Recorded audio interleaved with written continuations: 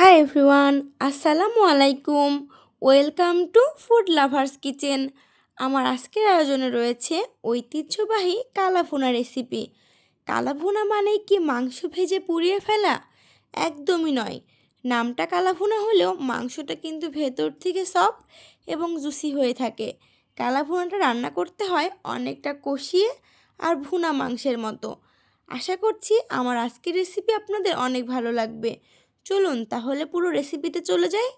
কালাভুনা রান্নার জন্য এখানে আমি 1.5 কেজি পরিমাণ গরুর মাংস নিয়েছি।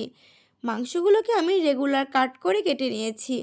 এবার দিয়ে দিচ্ছি 1.5 টেবিল চামচ আদা পেস্ট, 1.5 টেবিল চামচ রসুন পেস্ট, দিয়ে দিচ্ছি 1 চামচ জিরার গুঁড়ো, 1 চা চামচ ধনিয়ার গুঁড়ো, 1.5 চা চামচ হলুদ গুঁড়ো, 2 টেবিল চামচ লাল মরিচের গুঁড়ো, দিয়ে দিচ্ছি গোটা গরম মশলা। এখানে নিয়েছি এলাচ, দারুচিনি, লবঙ্গ, বড় এলাচ, গোলমরিচ আর তেজপাতা। দিয়ে দিচ্ছি 1/4 কাপ পেঁয়াজ বেরেস্তা, হাফ কাপ পেঁয়াজ কুচি, 1 চামচ সয়া সস এবং 1 চামচ টমেটো সস, স্বাদ মতো লবণ আর হাফ কাপ তেল দিয়ে মাংসটাকে খুব ভালোভাবে আমি মেরিনেট করে নিয়েছি। এটাকে খুব ভালোভাবে সময় নিয়ে মেরিনেট করে নিতে হবে। তারপর এটাকে আমি 1 ঘন্টার জন্য রেস্টে রেখে দিব। 1 ঘন্টা পর মাংসটাকে আমি চুলায় বসিয়ে দিয়েছি। ঢাকনা দিয়ে ঢেকে রান্না করে নেব 5 মিনিটের জন্য। 5 মিনিট পর ঢাকনাটা উঠিয়ে আমি মাংসটা নেড়ে দিব। আর দেখতেই পাচ্ছেন মাংস দিয়ে অলরেডি পানি বের হওয়া শুরু হয়ে গিয়েছে। এবার আমি বাকি মশলাটা রেডি করে নেব। তার জন্য নিয়েছি একটা কালো এলাচ, 4 থেকে 5টা ছোট এলাচ, নিয়েছি 3টে দারুচিনি, 4 থেকে 5টার মতো লবঙ্গ এবং হাফ চামচ গোলমরিচ, 1 চামচ রাঁধুনি, নিয়েছি হাফ জয়ত্রী এবং হাফ জয়ফল। আর স্টার অ্যানিসের যে মশলাটা থাকে সেখান থেকে অর্ধেকটা। রাঁধুনির যে মশলাটা আমি দেখিয়ে দিয়েছি এটা আপনারা যে কোনো গ্রোসারি শপে পেয়ে যাবেন। এটা কোনো ব্র্যান্ডের মশলা না। এবার এগুলোকে আমি একটি ব্লেন্ডারের জারে মিহি গুঁড়ো করে নেব। তারপর সেখান থেকে আমি 3 চা চামচ দিয়ে দেব। মাংসের সাথে খুব ভালোভাবে মশলাটাকে মিক্সিং করে নেব। বাকি মশলাটা আমি পরে অ্যাড করব। আর কালাভুনাটাকে চুলার ফ্লেম মিডিয়াম টু লোয়ের মাঝামাঝি রেখে রান্না করে নিতে হবে এবং বারে বারে মাংসটা যেন নিচে লেগে না যায় তাই নেড়ে চেড়ে দিতে হবে।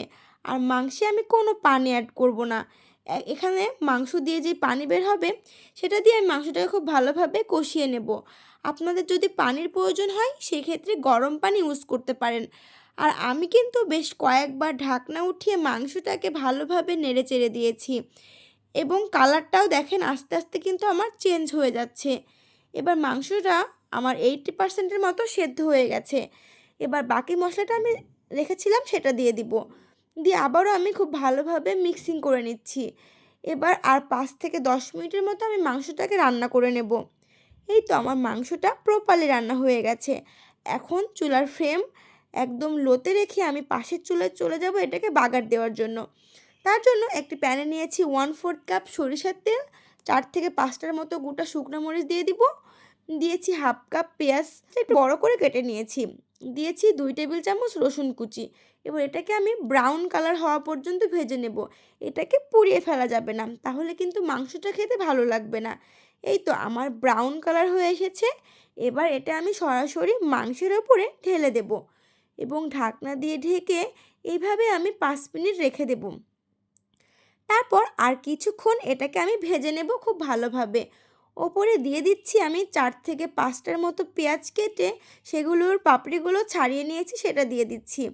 দিয়ে কিছুক্ষণ আবারও খুব ভালোভাবে ভেজে নেব। কালাভুনায় অবশ্যই তেলের পরিমাণটা বেশি থাকতে হবে।